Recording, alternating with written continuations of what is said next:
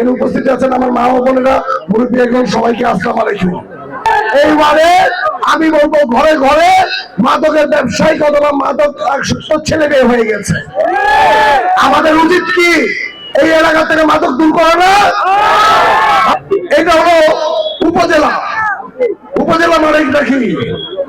সারা রূপগঞ্জের সবচেয়ে প্রাণ কেন্দ্র এটা। এটা কি প্রাণ কেন্দ্র না? আপনাদের রাস্তাঘাটের অবস্থা কি? ভাঙ্গাচুরা। আপনাদের যত প্রকার সমস্যা আছে, শুধু মেন রোডটা বাদে রাস্তাঘাট বলেন, বৃষ্টি হলে পানি জমে, ড্রেনের ব্যবস্থা নাই, কোনো কিছু ব্যবস্থা নাই। আমাদের দলের অনেক নেতা কর্মীরা খুন হয়েছে, আমার স্কুলের বাচ্চাদের গুলি করে মেরেছে, শুধু একটা কারণে, এই দেশে যাতে গণতন্ত্র না থাকে। ইনশাল্লাহ এই গণতন্ত্র ফেরত আসতেছে কত তারিখে? আমি শুনি না, আরেকবার বলেন। 12 তারিখে কি আমরা সকলে গণতন্ত্রের জন্য ভোট কেন্দ্রে যাবো?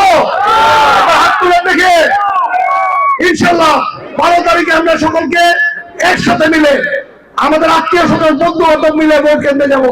আমরা ভোট দিব কিসে? ভোট দিব কিসে? 12 তারিখ সারাদিন ইনশাল্লাহ। 12 তারিখে যদি আমি জয়যুক্ত হই, তাহলে আপনাদেরকে একটি স্বপ্নের রূপগঞ্জ উপহার দিব।